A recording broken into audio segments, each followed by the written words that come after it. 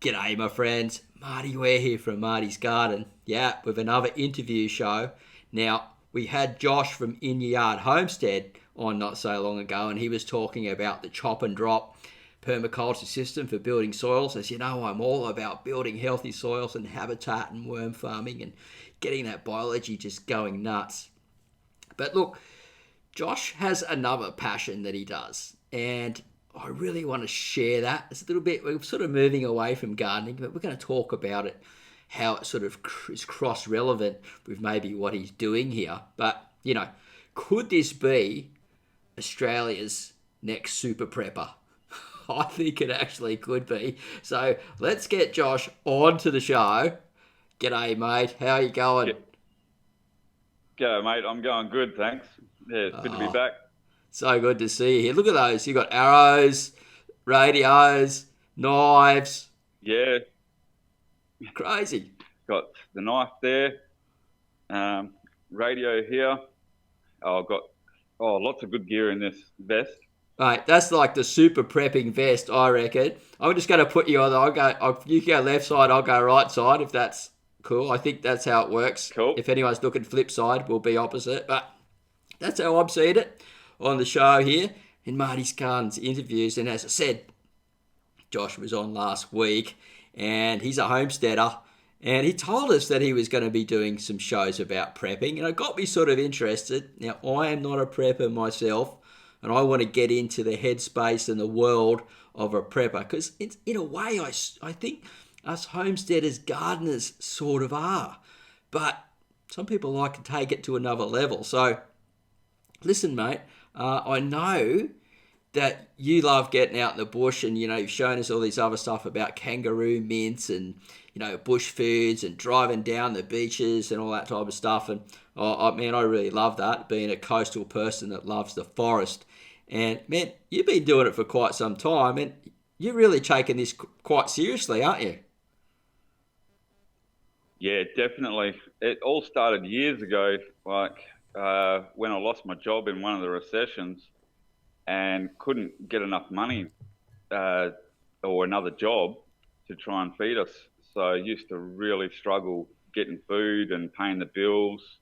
And we ended up having to sell the house and everything. And I thought, I'm not doing this again. So I ended up starting by hunting.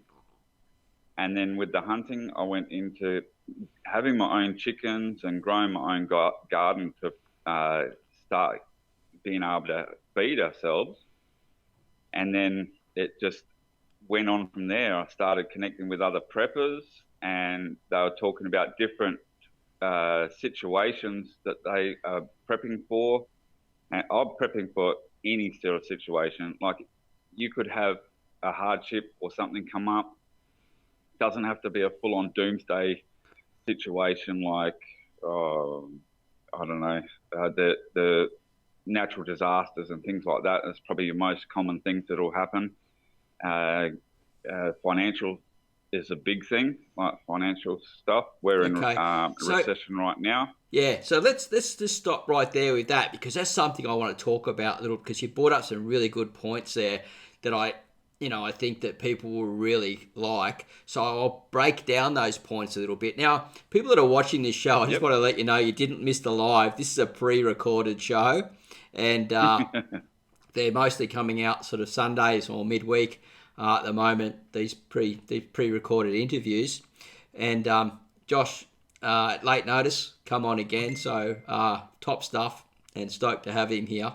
Now he said something about financial hardship. That's really interesting, and so this moves into this self-sufficiency line, and this is where the story that I wanted to bring forward is moving into self-sufficiency because I remember when all the toilet rolls and everything were going off the shelves lately, and with this whole thing that was going on, and then there was some food missing, and you're watching all this stuff going on around the world, big massive lines of people lining up to get food and free food, from places that give out free food, and it's really sort of like it's quite hard, heavy on the heart, right?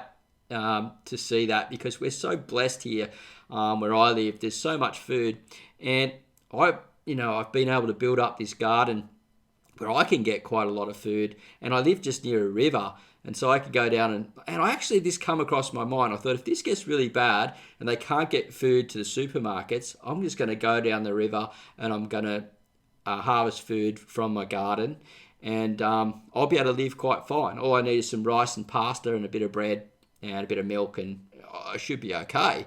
And I sort of like my mindset changed a little bit, and now that you said, that whole thing, what you're talking about, I think we can really empower people to be a little bit more self-sufficient and also look at all scenarios, right? So tell us a That's little bit, right. yeah, tell us a little bit about move like the self-sufficiency side of it first, of how you Yep. can save money and do what you do. I know that looks pretty extreme, the coat and all that, but that's coming up in, like, you can watch that video about that jacket with all the stuff on it. Like I said, link will be in below, and there's going to be oncoming stories about everything that's in that coat, I believe.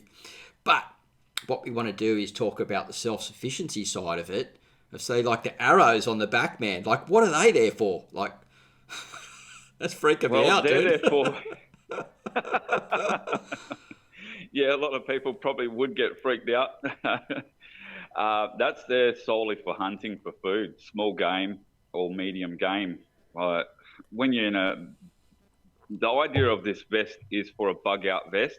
If I'm stuck in a situation and I've got to get to a bug out location where that's a safe location, so I can get there with, I've got the arrows if I've got to hunt along the way, if it's going to take me a few days, or I've got food and other traps and stuff that I can use in this vest as well, fishing line and stuff like that, depending on what region I'm in. I can get by that way. So that's the sole reason. The arrows are for hunting, and I've got broad tip stored in the vest as well, so I can get up to some good medium game. Right, right. Really cool. Because, like, there's a lot of stuff on YouTube now where guys go, I've gone bush or I've gone out in the island or whatever with no food. Oh I'm going to yeah, catch my food for 3 days or whatever. It's all a really bit of a thing for the show, but what we're talking yeah. about here is like the real deal. You're doing it because you want to empower yourself with, how do you say it? Not having to worry about having to find food again and have that issue because That's you went right. through it before. Now, the people that went through, now let's look at the mindset of it here. The people that went through the Great Depression, the children that grew up in that for 30 years, like my grandparents, they used to say, oh, make sure you eat all your food on your plate. They grew up as kids Hmm. in the Depression, right? And so this mindset is sort of gone through, and I'm sort of heading in a different direction, I know, but it's like this. It's like, hey, they had to go out and do this stuff. Like that's how that hand fishing started with the big catfish and stuff going down. These guys, Noodling. Yep. yeah, well, they had to become very self-sufficient. And my grandparents, my grandfather, he used to always have a garden, and he loved gardening, but he knew the power of being self-sufficient and having that. And plus, he had like 8 kids, right? So it's like you've got to find all this money, and so I really dig that. And so tell us like the next step after self-sufficiency and protecting your income, and possibly if things go wrong, what's the next step for prepping? Like, why else do you do it? Okay, so you start, like, once you've done the self-sufficiency, set up and growing your own food, or you hunt for your own food, or grow your own food, like meat and stuff. Some people do. You can go start every week or every shop that you do, buy an extra couple of cans of food and start storing it away, and other items, medical items and stuff, and start building up. You want at least 3 months. I recommend 3 months to be safe, as a minimum for being able to. So if you can't get food or anything, at least you've got that supply there for 3 months that you don't have to worry or stress. So you can focus on getting through whatever you got with no problem.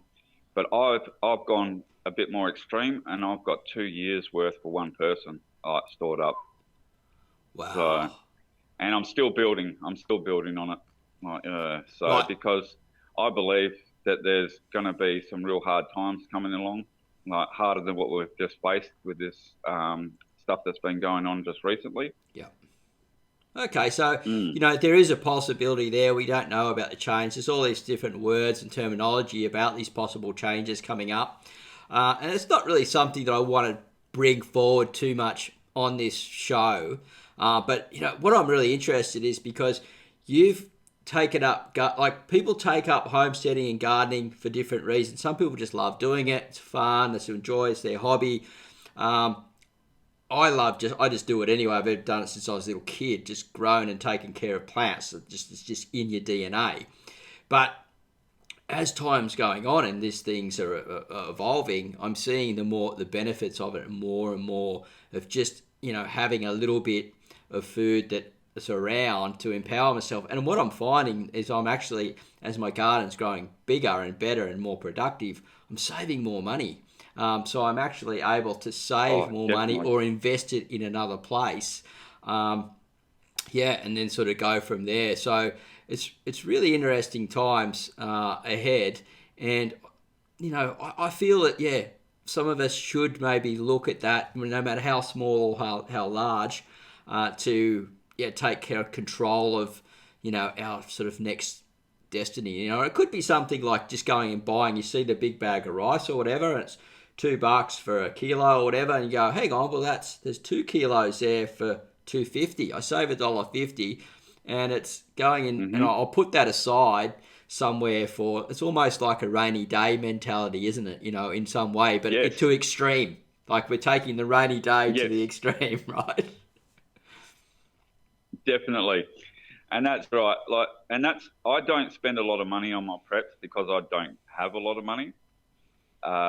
Some things I have invested a bit more than others, but with the food side of things, that you're storing food, the the good thing about the self-sufficiency stuff with what you grow, learn how to can your food and preserve your own food as well, so you can store up your own food that you've grown yourself. That will save you a lot of money, and then you can use that other money towards whatever else you like to use it for.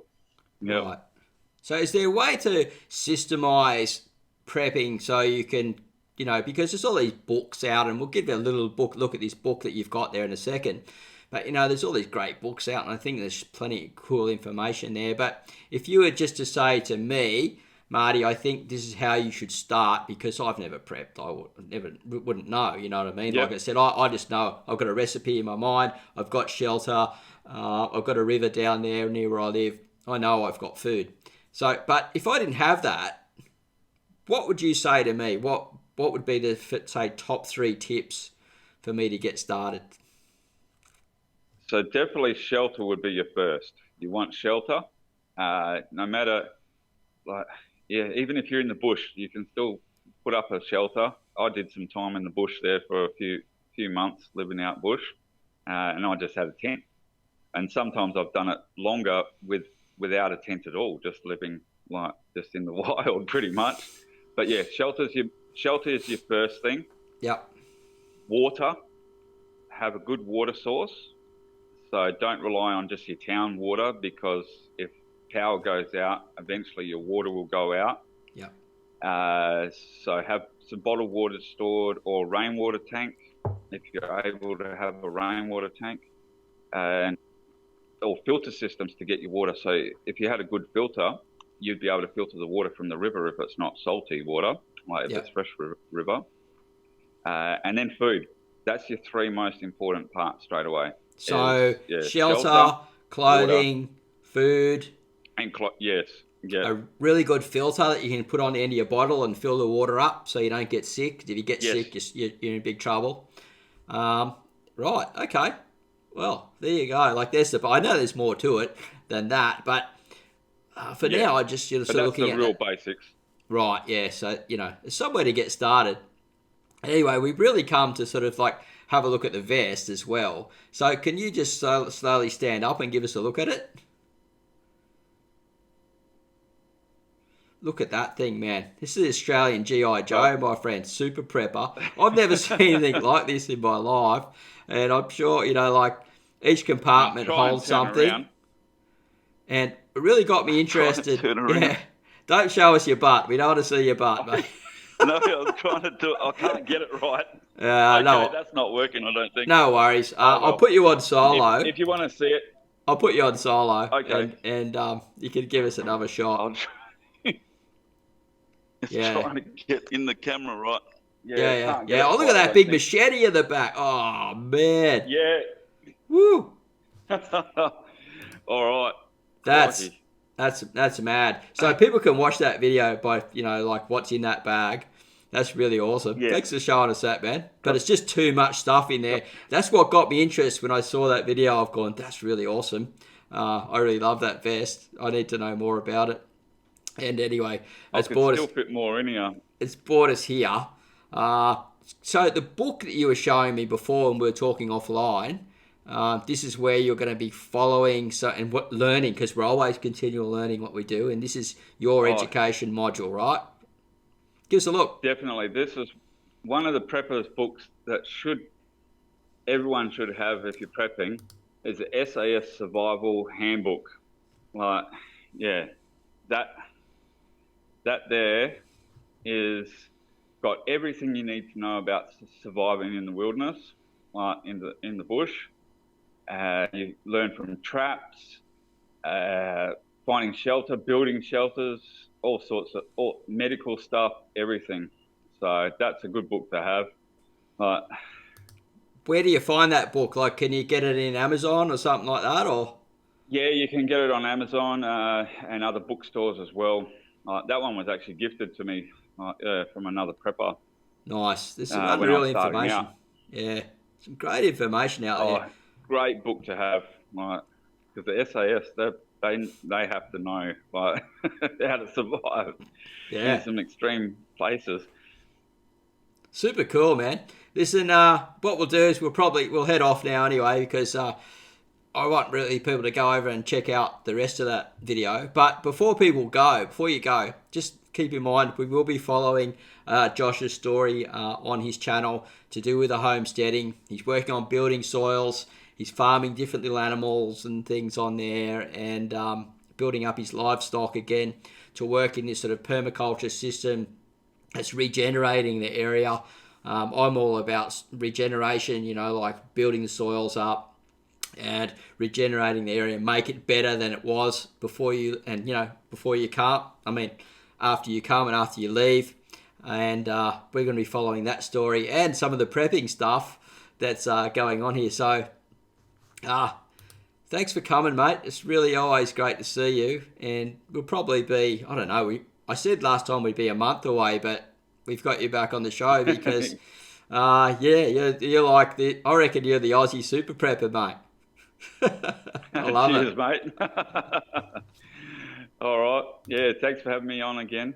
It's been great. Thank you. See you, buddy. See you, mate. All right, I've just got to put me back onto solo there. Woo! Man, what a show. I know it's a little bit different today.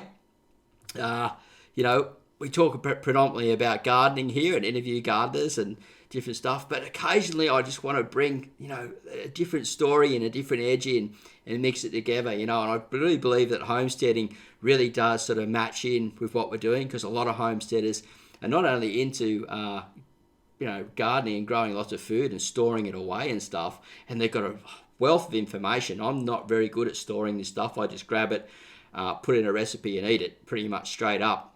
So I'd like to learn more about that as well. And people like Josh can really teach you how to do that. And if you're interested in this story, head over to the link down below and check out his show. Like, it's just absolutely awesome, mate. And looking forward to showing you more. Have a great day. Happy gardening. Give us a big thumbs up. Comment down below. And we'll see you at the next video real soon. Bye for now.